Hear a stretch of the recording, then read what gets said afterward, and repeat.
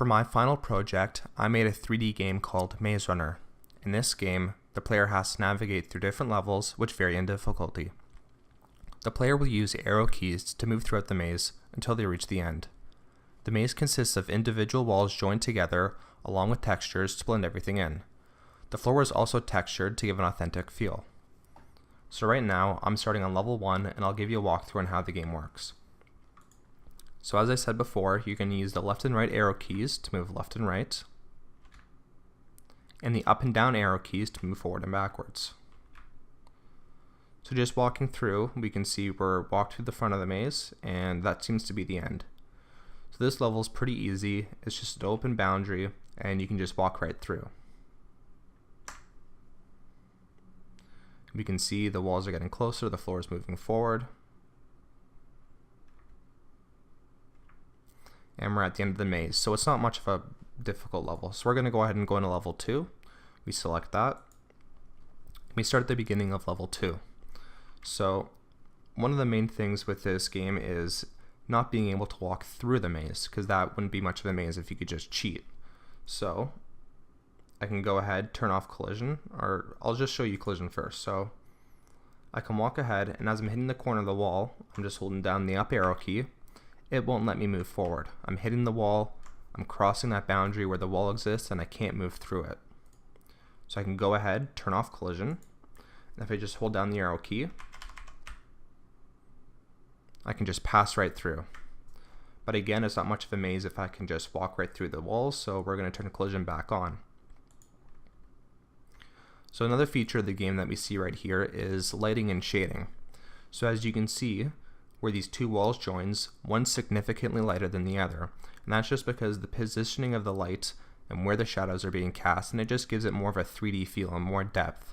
So if I want, I can turn off shading, and you can see everything is the same color. It's hard to tell where the walls join and end unless you're looking at the corners. So we're going to go ahead, turn lighting back on.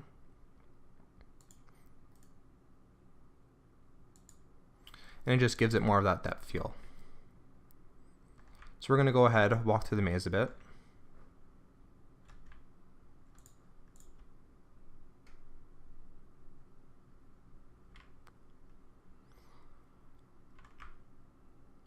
And we can see here, there's a bunch of different ways. I can go up, I can go around here, I can go around the back.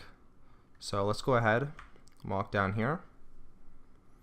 And the player might get lost. They might want to see where they're going. So one of the features is I can look ahead. So I'm going to select my view, go to bird's eye view, and it just sort of looks over top where I am so I can see where are the things I can go. So I can see I'm about right here, and this is where I've came from. I could go back over here, I could have gone up, and this is where I'm going right now. So just in case you get lost, you can sort of look ahead, see where you are, see where you need to go, and you might be able to look out dead ends. So we're going to go back into first person.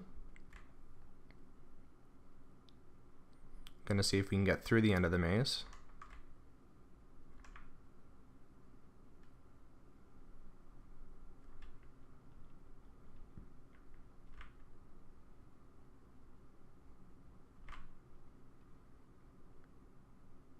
And we can see that's the end. So I can go ahead, reset my positioning. That'll bring me back to the beginning of the level. As you can see, I'm looking around. But when I reset the level, it doesn't reset any progress in any of the different levels. So I can go ahead, reselect level 1, and you can see I'm back at the end.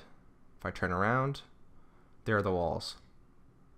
So I can go ahead, play different levels, reset it, and I'm not going to worry about losing any progress in any of the different levels. So we're going to go ahead back to level 2. And just another feature that we just put in was different times of the day that you can play. So you can see we're playing at the during the daytime, light blue sky, so we can go ahead, go into night, and then it sort of just darkens everything up, just to give more of a different feel.